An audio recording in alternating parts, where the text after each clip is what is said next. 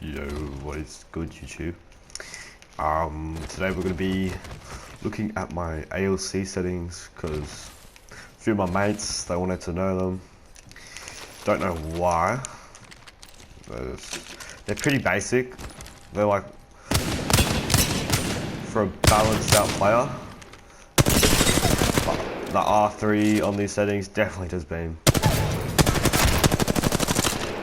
It's probably one of the biggest beaming fucking settings for R3. Like, not even without any attachments on, so let's remove this.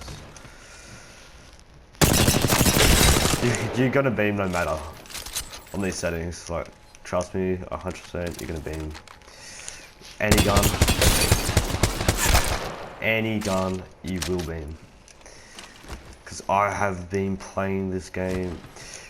Honestly, you won't probably get like good straight away with these settings, because it did take me a while to tweak these, get them to a personal liking I personally like, because personally I wanted to make these settings for more of a balanced player,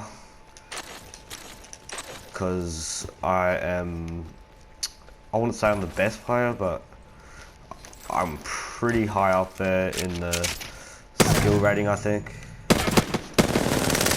because I have been playing for so long. So I think these are the settings you're going to want to use. So getting into them right now, I do use X damage feedback because with the shield, as you see,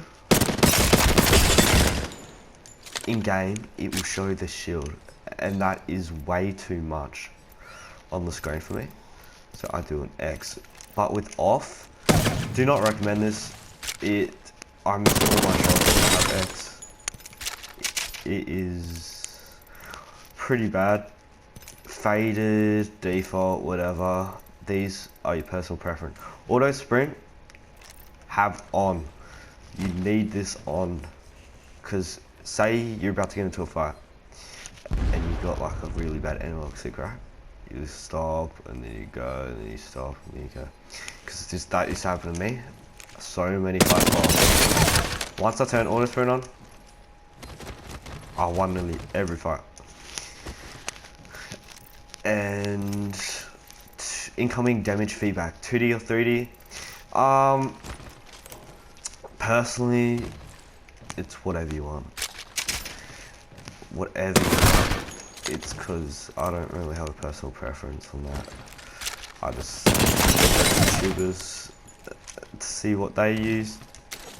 Most of the pro controller players did use 2D, 3D, so may as well take it. Yeah. Trintanopia Colorblind. Highly recommend this, or it's between Frontanopia or Trintanopia, because Frontanopia has got a nice colour. It's like, I'm extremely colourblind, so I do not know these colours. Do not judge me, but yeah. This does not matter, any of this. Moving on to controller. Button layout, I use a customized button layout. These are probably the best settings towards non-claw players. Made them personally myself. So the crouch is L2, that's your aiming, and then I flip these. So I attack with R1 and aim down with L1. People do get quite confused with my settings, because I think they're quite weird. Cursor menu all the way up. All the way up, if you want to be able to loot real quick. FOV 110, of course, whatever. This, just copy these. My sound volume, pretty basic. Moving on to settings. These out of threshold. I'm gonna give some credits towards a dude, Kersey, I think. I looked at his out of threshold. I thought it was strange. It's Very strange, but it works. Works for me. Dead zone. I have a lot of stick drift. So look, if I go down to at least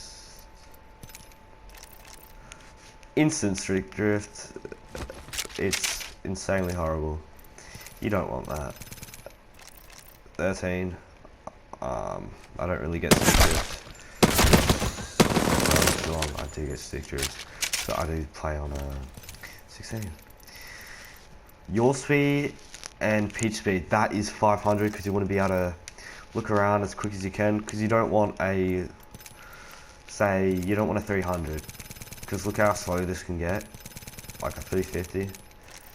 It is so slow compared to what I had before. This is, use what you want, because I'm personally a high sense player. I do not use per optic settings. Those confuse the hell out of me. I use an ADS yaw speed of 150 and 150. It's quite a balanced sensitivity, as you can use your whole thumb towards it. Quite well made, I think, that sense. And I think that's all. Hope you guys like the video. I will be coming out with some gameplays of like some 20s and so I have some 20 bomb gameplays.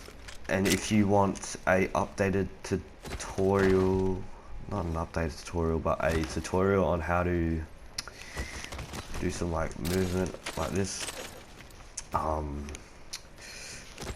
do comment in the description. Peace.